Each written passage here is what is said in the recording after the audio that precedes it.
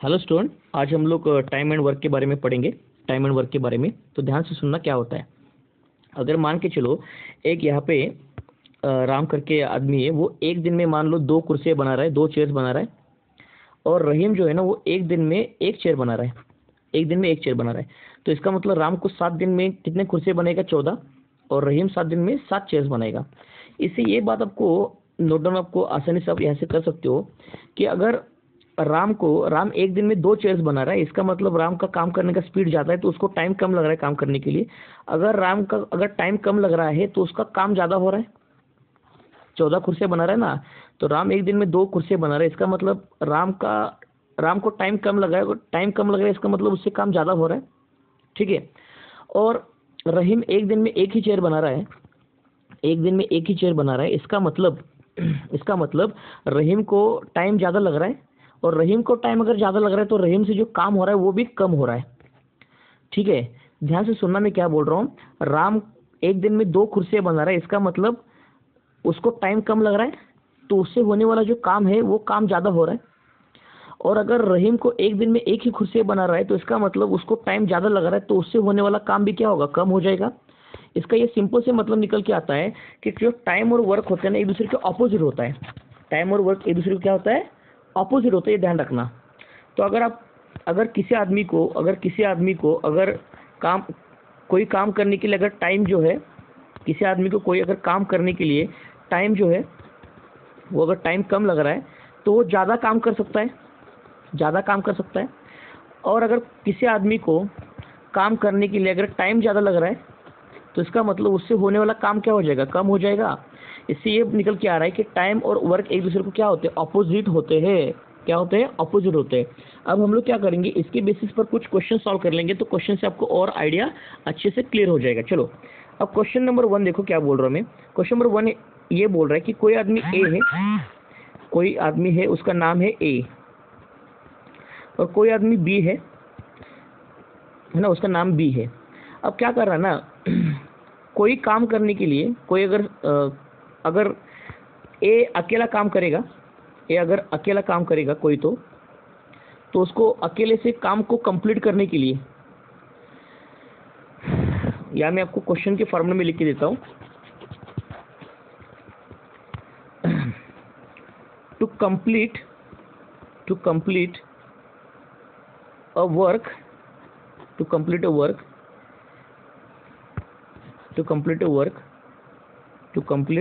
कोई तो एक काम है, work A requires 10 days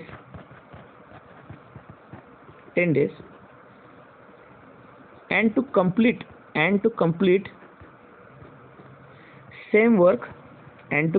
same work B requires 15 days, and to complete same work B requires 15 days.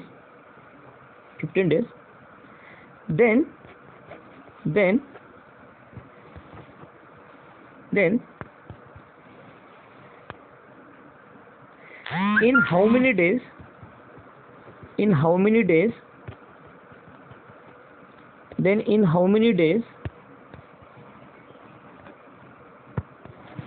in how many days same work is completed if they work together. तो ध्यान से सुनना, ये वाला क्वेश्चन में हम लोग कैसे सॉल्व करेंगे। देखो ध्यान से सुनना। देखो, अगर ए अकेला काम करता है तो कोई काम करने के लिए उसको 10 दिन लगते हैं। बी अगर अकेला काम करता है तो उसको काम करने के लिए 15 दिन लगते हैं। तो पूछ रहा, अगर ए और बी दोनों मिलके काम करेंगे, उसी काम को कंप्लीट करने की कोशिश करेंगे, तो कितना टाइम लगेगा, क्वेश्चन पूछ रहा है। तो इसको सॉल्व करने का सबसे आसान तरीके मैं आपको समझाता हूँ। सबसे आसान तरीका समझाता हूँ। देखो, पहले हम लोग इसको यहाँ पे ए आदमी मान लेंगे, यहाँ पे ए आदमी है कोई तो, और यहाँ पे हम लोग मान लेंगे कोई तो बी आदमी है। करेक्ट। थोड़ा इसको नीचे लिख लेता हूँ। देखो, कोई तो एक बी आदमी है ना। तो मैं आपको एक तरीका समझाता हूँ। देखो, कोई तो एक यूनिट का काम है। अब कौन सा काम है आई डोंट नो, एक यूनिट का काम मान लो, उसको हम लोग वर्क बोल देंगे। क्या बोल देंगे? वर्क बोल देंगे। तो एक यूनिट का काम करने के लिए अकेला अगर एक काम करेगा तो उसको 10 दिन लगते हैं। अकेला काम करेगा तो कितने दिन लगते? 10 दिन लगते।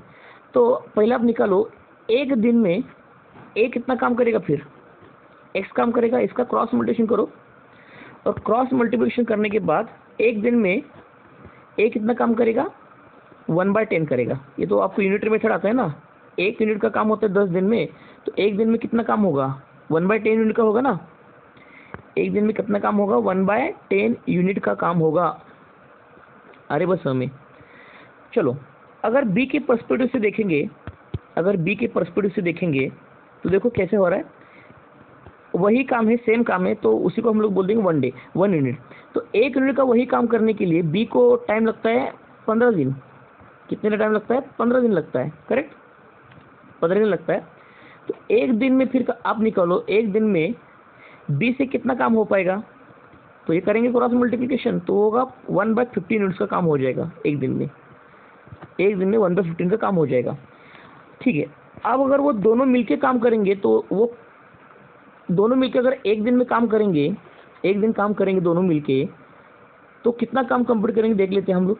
देखो देखो, अब यहाँ पे लिख रहा हूँ इफ दे वर्क टुगेदर। देखो A and B, if they work together, if they work together, if they work together, अगर वो दोनों मिलके काम करेंगे ना, दोनों मिलके काम करेंगे तो कितना टाइम लगेगा देखते हैं हम लोग। तो क्या करेंगे, देखो अगर वो दोनों मिलके काम करेंगे तो एक दिन में कितना काम खत्म करेंगे। तो देखो एक दिन में ए कितना काम कर रहा है? 1/10 यूनिट का, और एक दिन में बी कितना काम कर रहा है? 1/15 यूनिट्स का। तो देखो इसका मतलब हो जाएगा वो काम, वो एडिशन हो जाएगा ना, 1/10 प्लस 1/15, करेक्ट। अब 10 और 15 का एलसीएम कितना होता है? 10 और 15 का एलसीएम कितना होता है? 60। तो एलसीएम का यूज़ करके इस रेशियो को अगर सॉल्व करेंगे तो हमारा आंसर यहाँ पे जो आ रहा है ना, तो आंसर देखो कितना आ रहा है, 60 से ये डिवाइड हो जाएगा तो 6, 15 से 4, 6 + 4 10, 10 डिवाइड बाय 60 यानी 1/6 आ जाएगा। तो ये 1/6 आ जाएगा, ठीक है।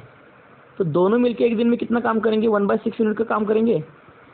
दोनों मिलके 1/6 यूनिट का काम करेंगे, लेकिन हमारा टोटल काम कितना है? 1 यूनिट का काम है ना टोटल। तो 1 यूनिट का काम टोटल उनको कंप्लीट करने के लिए फिर कितना टाइम लगेगा? तो लॉजिक से बात है ना, कितना टाइम लगेगा? तो एक्स को क्रॉस मल्टीप्लिकेशन करेंगे, तो इसका मतलब तो वो हो जाएगा x = आ जाएगा हमारा आंसर 1/6, इधर क्रॉस मल्टीप्लिकेशन हो जाएगा तो कितने दिन लगेंगे? 6 दिन लगेंगे। तो अगर दोनों मिलकर काम करेंगे तो उनको लगेंगे 6 दिन। तो इस तरीके से आप इसको कर सकते हो, इसको ध्यान रखना। तो मैं फिर से क्वेश्चन दोहरा रहा हूँ। देखो कोई काम है, उस काम को मैंने मान लिया 1 यूनिट का काम है। कितना मान लिया मैंने? 1 यूनिट का काम है। तो अगर ए अकेला काम करता है, 1 यूनिट का काम पूरा करता है, तो उसको 10 दिन लगेंगे, लेकिन एक दिन में कितना काम करेगा? 1/10 करेगा। बी अकेला 1 यूनिट का काम पूरा करेगा, उसको दिन लगेंगे 15। तो एक दिन में कितने यूनिट का काम करेगा? 1/15। तो एक दिन में दोनों मिलकर कितना काम करेंगे? 1/10 प्लस 1/15 1/6 यूनिट का काम। तो लेकिन हमारा ओरिजिनल काम कितना था? 1 यूनिट का। उसको करने के लिए दोनों को कितने लगेंगे? 6 दिन लगेंगे।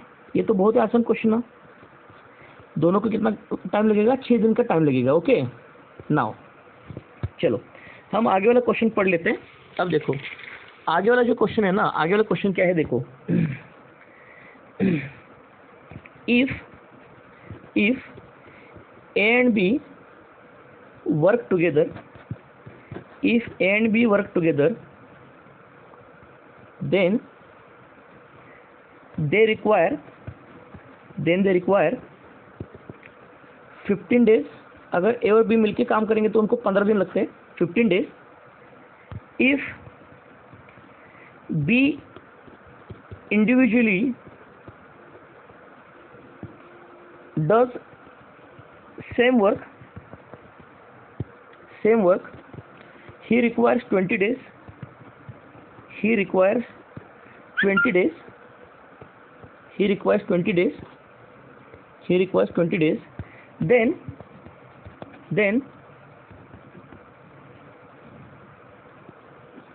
time required by A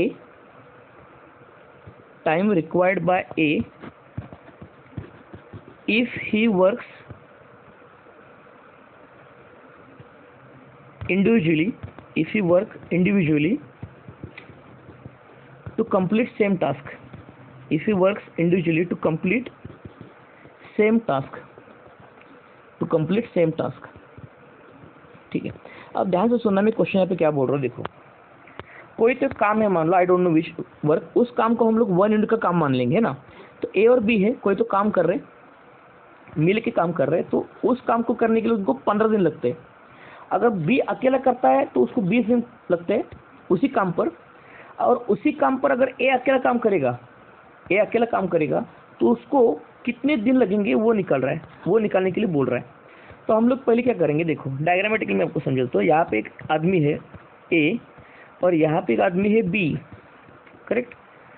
अगर वो दोनों मिलके टुगेदर काम करेंगे, टुगेदर अगर वो दोनों मिलके काम करेंगे, अब यहाँ पे काम डिफाइंड नहीं है, क्या काम है। अगर काम डिफाइंड नहीं है तो उसको हम लोग बोल देंगे 1 यूनिट का काम है। कितना है? 1 यूनिट का काम।